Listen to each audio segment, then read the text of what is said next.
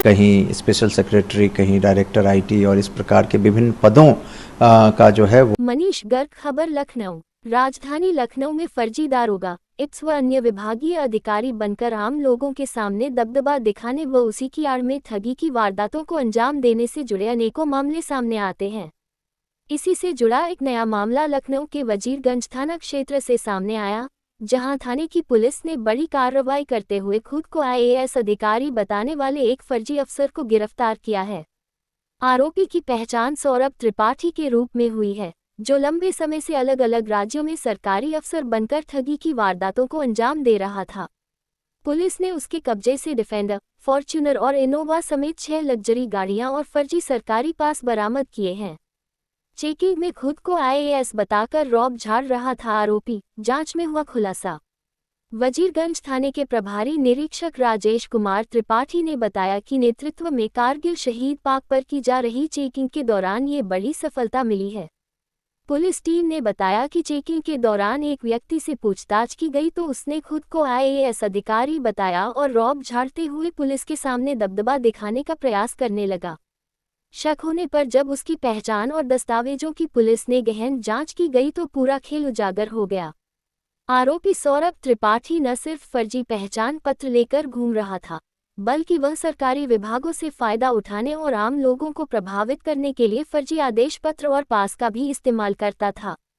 आरोपी के कब्जे से डिफेंडर और फॉर्च्यूनर समेत 6 लग्जरी गाड़ियां बरामद। पुलिस ने गिरफ्तारी के बाद आरोपी की निशानदेही पर डिफेंडर, फॉर्च्यूनर, इनोवा समेत कुल 6 लग्जरी गाड़ियां बरामद की। सभी गाड़ियों में अलग अलग सरकारी विभागों और वीआईपी पास लगे थे, जो जांच में पूरी तरह फर्जी पाए गए। पुलिस अधिकारियों का कहना है कि इन गाड़ियों का इस्तेमाल आरोपी खुद को प्रभावशाली अफसर बताने और लोगों को विश्वास में लेने के लिए करता था। इतना ही नहीं, वह इन वाहनों के जरिए राजकीय कार्यक्रमों और वीआईपी इलाकों में भी प्रवेश करता था। मामले की गंभीरता को देखते हुए पुलिस ने आरोपी से जुड़े दस्तावेज और उसके संपर्कों की पड़ताल शुरू कर दी है। माना जा रहा है कि उसके तार एक बड़े फर्जीवाड़ा गिरोह से जुड़े हो सकते हैं। लोगों को झांसे में लेकर करोड़ों की ठगी कर चुका है आरोपी।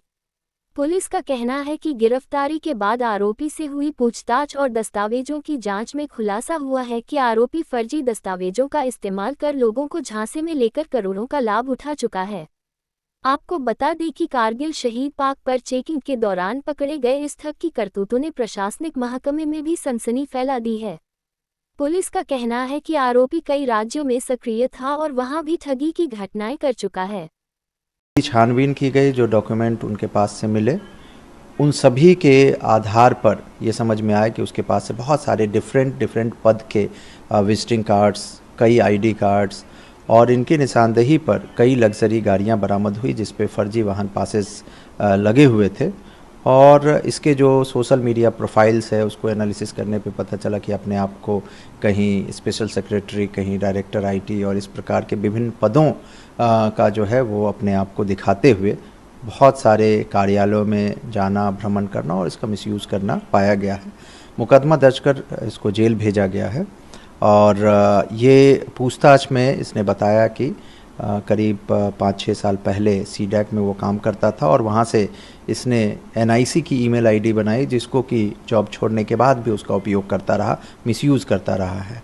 कई फर्जी डॉक्यूमेंट्स इसने जनरेट किए हैं। तो इन सभी चीज़ों की छानबीन चल रही है। साइबर की टीम इसके पास से मिले लैपटॉप और मोबाइल फ़ोन की छानबीन करेंगी और जो भी एविडेंस निकल कर आएंगे उसके आधार पर आगे की कार्रवाई भी हम लोग करेंगे। हाँ सर, तो सचिवालय पास इसके गाड़ियों पर लगे हुए उसकी भी जांच होगी या फिर पीसीआर लेने की जो बात है वो भी?